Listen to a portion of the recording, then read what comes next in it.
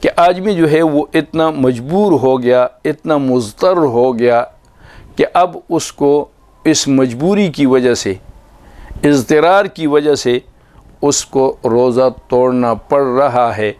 تو اس کی وجہ سے، اس اضطراری کیفیت کی وجہ سے، جیسے میں نے عرض کیا تھا وہاں پر بھی کہ اس وقت اللہ کریم نے وہ چیزیں جو منصوص علیہ حرام ہیں ان کی بھی بقدر ضرورت استعمال کرنے کی اجازت عنایت فرمائی ہے۔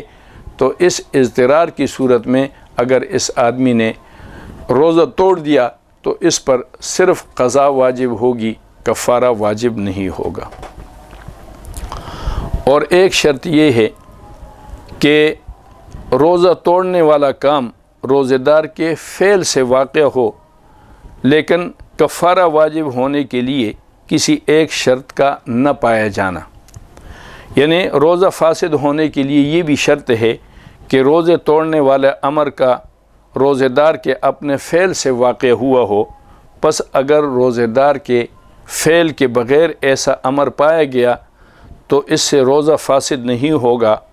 اگر اس کے فعل سے ایسا امر واقع ہوا اور تمام شرطیں پائی گئیں جن کے پائے جانے سے کفارہ واجب ہوتا ہے تو اس پر بھی کفارہ واجب ہوگا۔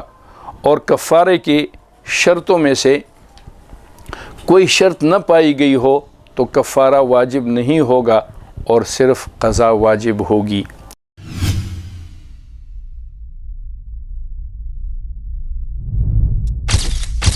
Message TV. This is your channel.